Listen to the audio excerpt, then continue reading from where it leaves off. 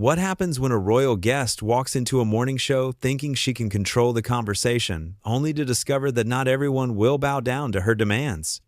In just 52 seconds, one question would transform a routine interview into the most explosive television moment of the year, ending with security escorting a furious duchess off the set while millions watched in disbelief.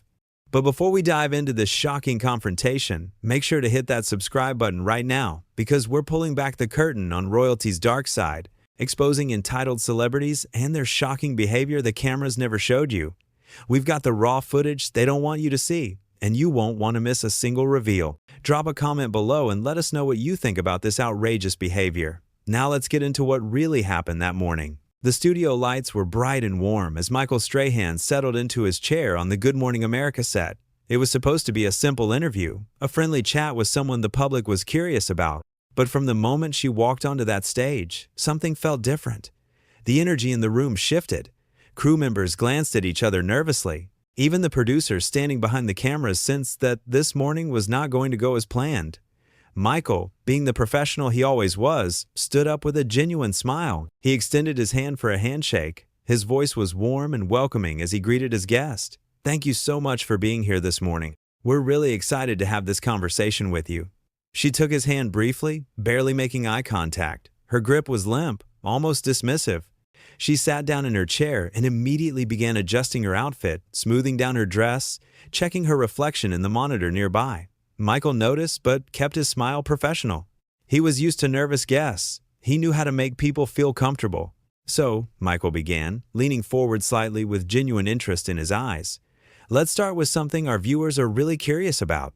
You've been in the public eye for quite some time now. How are you handling all the attention? It must be quite overwhelming." She looked at him with an expression that could only be described as cold, her lips pressed together tightly. "Well, Michael," she said, drawing out his name like it was something unpleasant on her tongue, "I think the real question is why your viewers feel entitled to know anything about my private life at all." The studio went quiet. Even the camera operators looked surprised.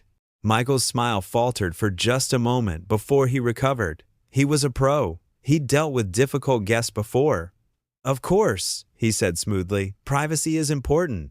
But you did agree to come on the show today to talk about your experiences. Our audience is just interested in hearing your perspective."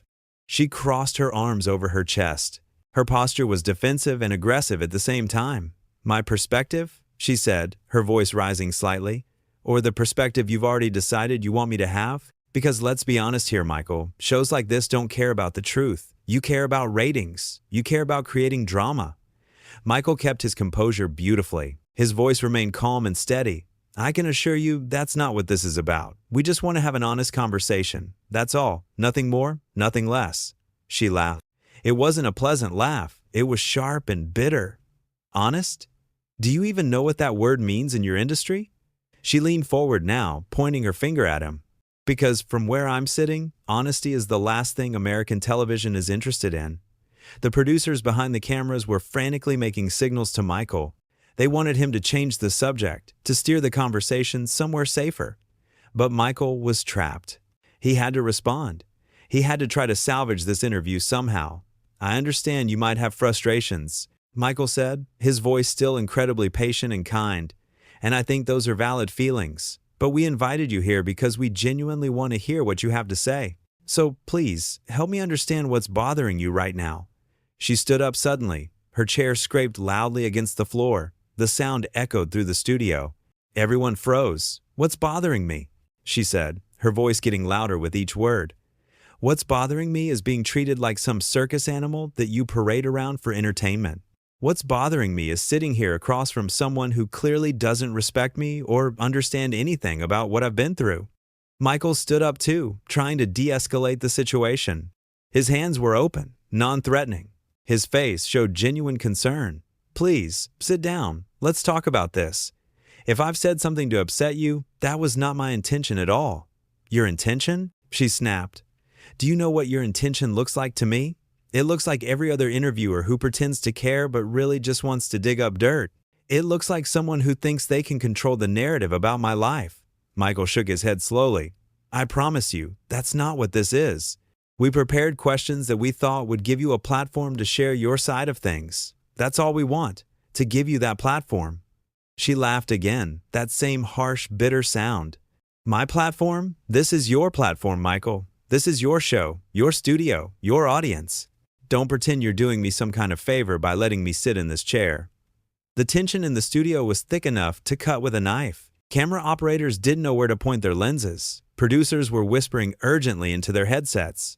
The other host sitting nearby looked absolutely stunned.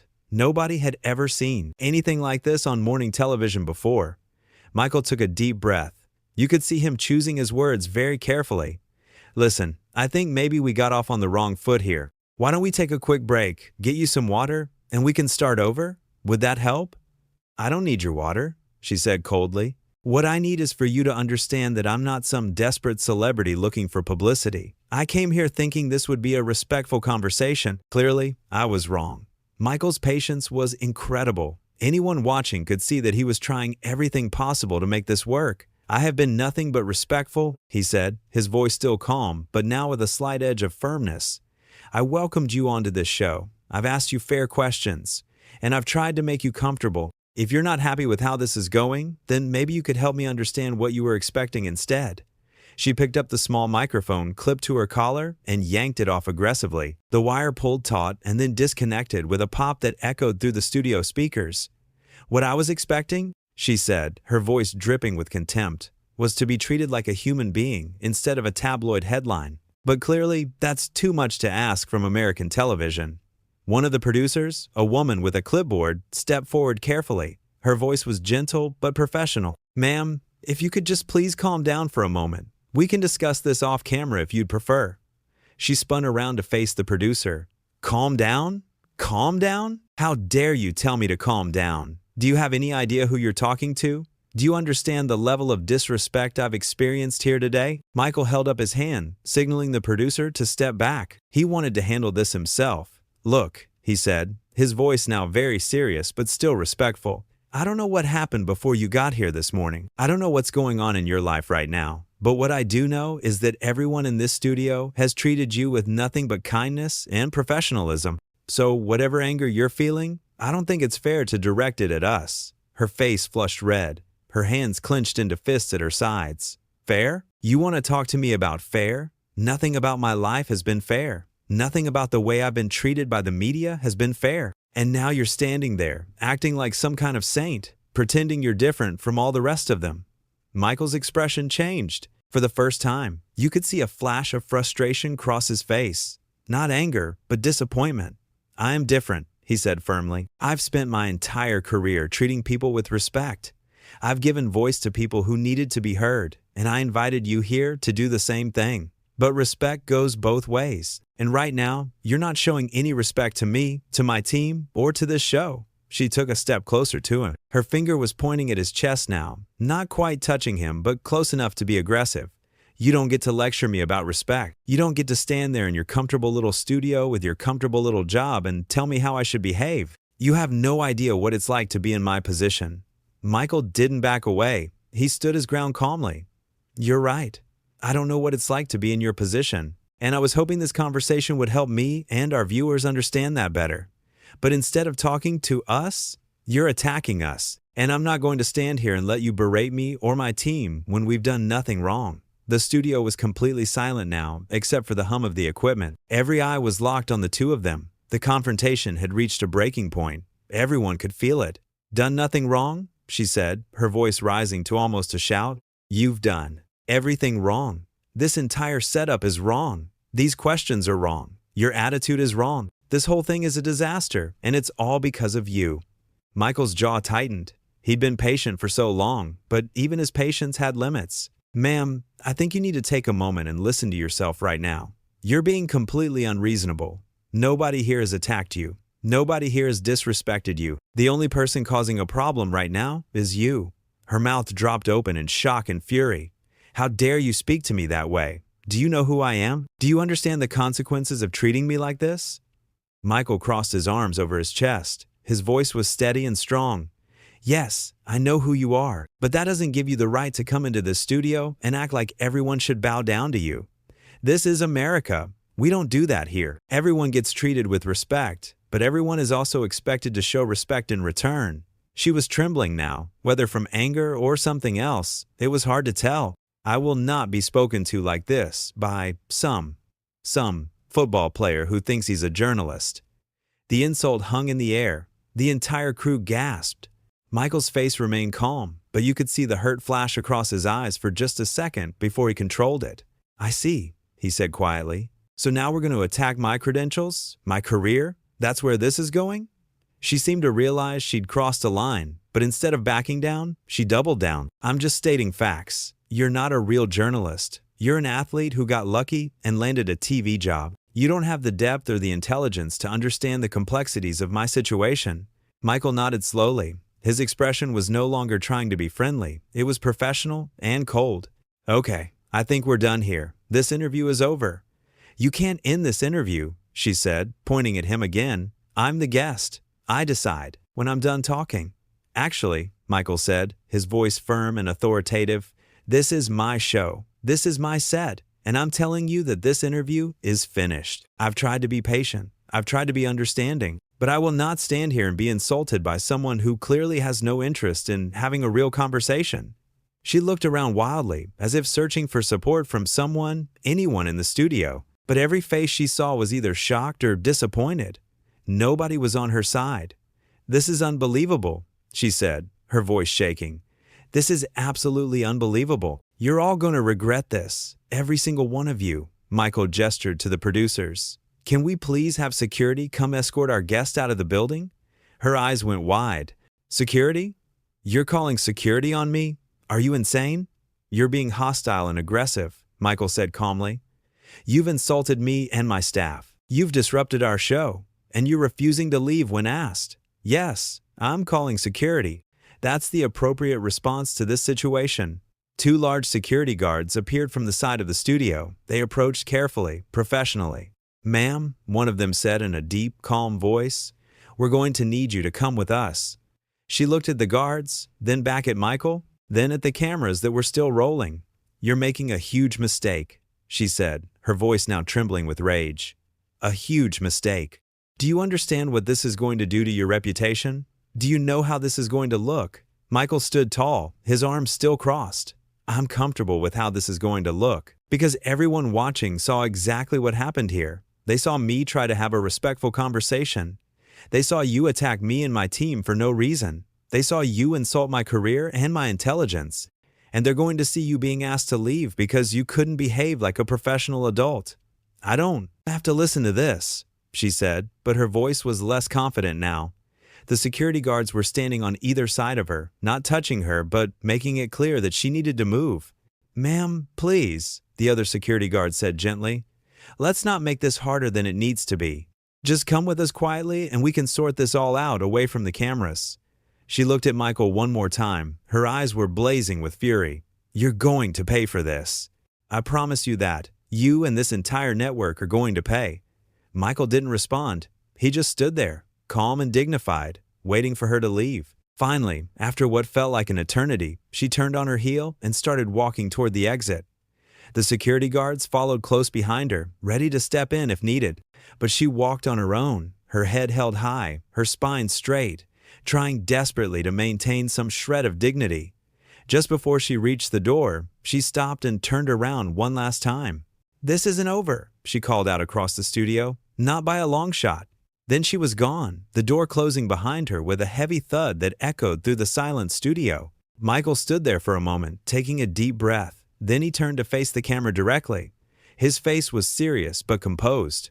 "Well," he said, his voice steady despite everything that had just happened, "that was certainly not how we expected this morning to go. I want to apologize to our viewers who tuned in expecting a normal interview. I tried my best to make this work, but sometimes, despite your best efforts, things just don't go as planned." He paused, gathering his thoughts. You could see the wheels turning in his head as he decided what to say next. "I want to be clear about something. I have nothing but respect for anyone who comes on this show, regardless of who they are or where they come from. But that respect has to be mutual. What you just witnessed was someone who came here with an agenda that had nothing to do with having an honest conversation. And when that happens, when someone refuses to engage respectfully, there's only so much you can do." One of the other hosts, who had been sitting frozen this entire time, slowly raised her hand to ask if they should go to commercial. Michael nodded. "Yeah," he said, running his hand over his face tiredly. "Let's take a break. We'll be right back after these messages." The cameras cut away, and the studio erupted into chaos. Producers were running around, phones were ringing, people were talking over each other, trying to figure out what had just happened and what they needed to do next. But through all of that chaos, Michael just stood there quietly. He wasn't celebrating, he wasn't angry, he just looked tired and disappointed. One of the producers approached him cautiously. "Michael, are you okay?" We've never seen anything like that before."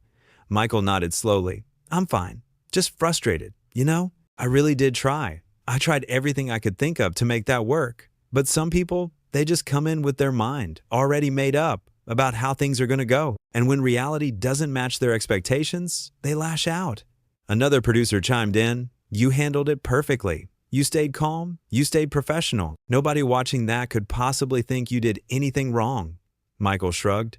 "I hope so. But you know how things get twisted online. People are going to see what they want to see. Some people are going to say I was disrespectful, that I didn't give her enough of a chance, that I should have been more accommodating. There's always going to be someone who finds a way to blame me." "But you did give her chances," the first producer insisted. "You gave her multiple chances. You tried to calm things down. You offered to take a break. You did everything right." Michael smiled weakly. "Thanks, I appreciate that. But the truth is, it doesn't really matter what I did or didn't do. What matters is what people believe happened. And with something this controversial, people are going to believe whatever fits their existing opinions."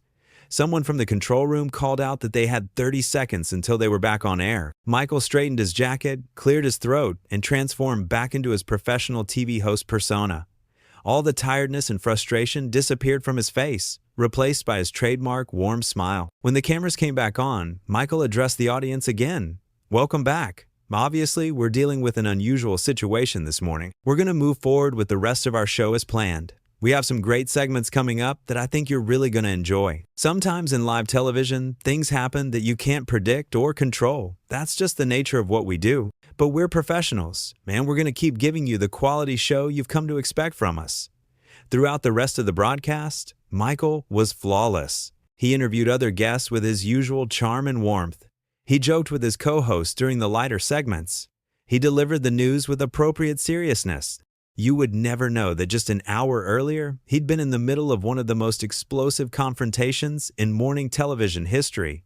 But during the commercial breaks, when the cameras weren't on him, you could see the weight of what had happened sitting on his shoulders.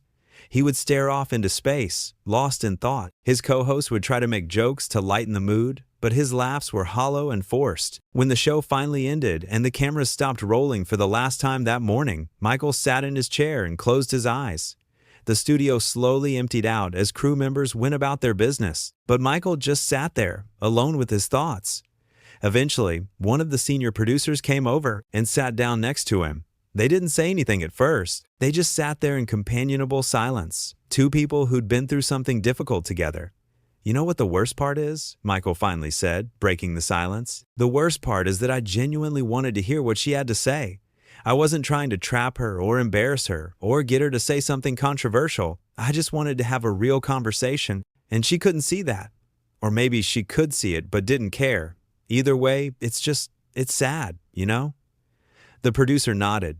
"I know, but you can't take it personally. Some people are just determined to be victims no matter what. They walk into every situation expecting to be attacked, so they attack first. It's a defense mechanism, probably. A way of protecting themselves." "Maybe," Michael said thoughtfully. "But it's still frustrating, because now, instead of having a conversation that might have actually helped people understand her perspective, all we have is this mess. And that doesn't help anyone. Not her, not us, not the viewers. Nobody wins." They sat in silence for another moment before the producer stood up. "Come on, let's get you out of here. You've had a rough morning. Go home, spend time with your family. Try to forget about all this for a little while." Michael stood up and stretched. "Yeah, you're right. Thanks for sticking with me through that. I know it wasn't easy." "That's what we're here for," the producer said with a smile. "Besides, you made it easy. You kept your cool when a lot of people wouldn't have. That's why you're the best at what you do." As Michael gathered his things and prepared to leave the studio, He took one last look at the empty set. The chair where his guest had sat was still pushed back at an angle from when she'd stood up so abruptly. The microphone she'd torn off lay on the floor, its wire tangled and forgotten. He sighed deeply, turned off the lights, and walked out of the studio. Behind him, the set sat in darkness, silent and still. The morning's drama was over, but the fallout, the conversations, the debates about what had really happened and who was really at fault, those were just beginning. In living rooms across America, people were already talking about what they'd witnessed. Social media was exploding with reactions, with people taking sides, with hot takes and cold analyses. Some people defended her, saying she'd been ambushed and treated unfairly. Others praised Michael for standing his ground and not tolerating disrespectful behavior. But Michael wasn't thinking about any of that as he drove home. He was just thinking about how he'd tried his best and how sometimes, no matter how hard you try, no matter how professional you are, no matter how much you want something to work out, some situations are just doomed from the start. And in the end, all you can do is handle yourself with dignity, treat people with respect, even when they don't return it, and hope that when the dust settles, the truth of what really happened will shine through all the noise and controversy.